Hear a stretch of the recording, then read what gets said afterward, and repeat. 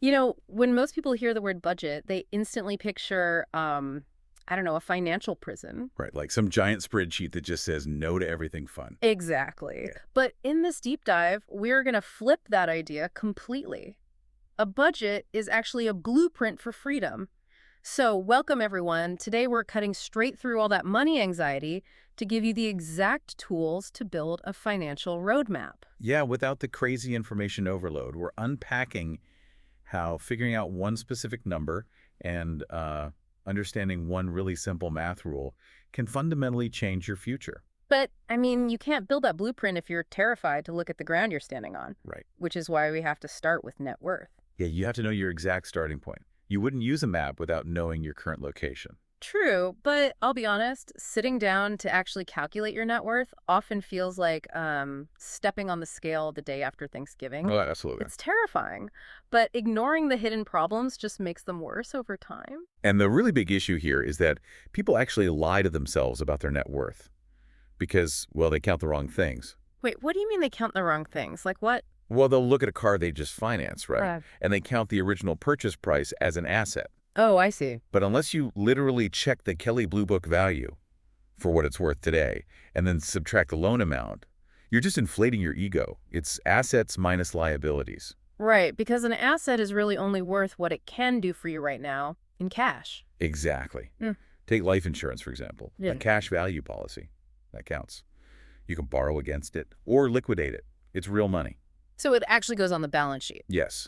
But that term life insurance your employer provides, Mm-hmm. unless you die, you can't cash it out to pay rent. So it absolutely does not count. That makes total sense. And, when you finally do the brutal math and strip away those illusions, it is incredibly common for that net worth number to be negative. Oh, extremely common, especially early in your career. Right. It's not some kind of moral failing. It's just your starting line. Yeah, but you can't move that negative baseline into the green if your daily cash flow is basically just bleeding out. The dreaded budget leaks. Exactly. We have to plug the leaks because those small daily habits, like a premium coffee or, a small vaping habit, they seem totally irrelevant in the moment. Because it's just a few bucks a day, right? Right, but over a year, you're looking at anywhere from $600 to over $3,300 just vanishing, and that brings up opportunity cost. Okay, this is where standard financial advice usually loses me, I have to say. How so? Well, they talk about opportunity cost, right? Like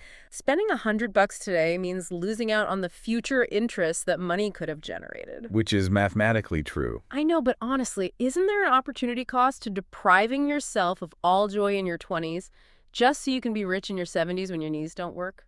That is a completely fair challenge. Yeah. But budgeting isn't about living like a monk. If you want the latte, buy the latte. Wait, really? The finance expert is telling me to buy the latte. Yes.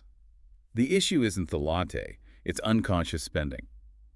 Budgeting isn't a deprivation diet, It's about making a mindful, conscious decision about what actually brings you joy. Ah, so you can buy it completely guilt-free. Exactly.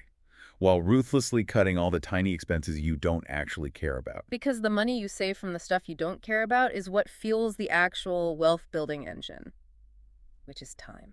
Yes, time. Time is the only thing that makes compound interest really work. It's the difference between simple and compound interest. Break that down for us. So you aren't just earning interest on your initial cash. Your interest is out there earning its own interest. Look at this classic math example from the source material. Say Bill starts investing at age 22. Okay, 22, getting an early start. Right. He puts in just $34,000 total and then just leaves it alone. By retirement, he has $362,000. Oh, wow. Just from 34 grand. Yep. But then you have Jim. Jim waits until he's 31 to start. So just 9 years later. Exactly. And Jim contributes twice as much money as Bull. $70,000. But by retirement, Jim only ends up with $180,000. That is wild. Jim worked way harder to save so much more cash, but Bill just let time do all the heavy lifting. Exactly. It's essentially like a viral video, like one person shares it with 2, those 2 share it with 4. It takes a long time to hit the algorithm, but once it does, the views just multiply themselves. That's a great way to put it. The initial effort was tiny compared to the exponential result. Right. And with compounding, thankfully, you don't have to rely on some unpredictable algorithm. You can actually calculate the exact virality using something called the rule of 72. Ah, I love this shortcut. This is where you just take the number 72 and divide it by your expected interest rate, right? You got it. Yeah. And that tells you exactly how many years it takes your money to double. So if you're averaging an 8% return, 72 divided by 8 is 9. Meaning every 9 years, your money just doubles. Yes, completely doubling without you lifting a single finger. That is incredible. So to all of you listening, you can take control today. Calculate your actual net worth. Cut the unconscious spending so you can afford what you love guilt-free and get your money into the market so that rule of 72 can start multiplying it. Exactly. Once you understand those basic mechanics, Yeah. you really have the steering wheel back. Absolutely.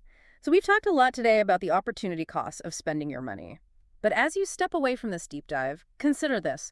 What is the opportunity cost of the time you spend today, and how is it compounding toward your future?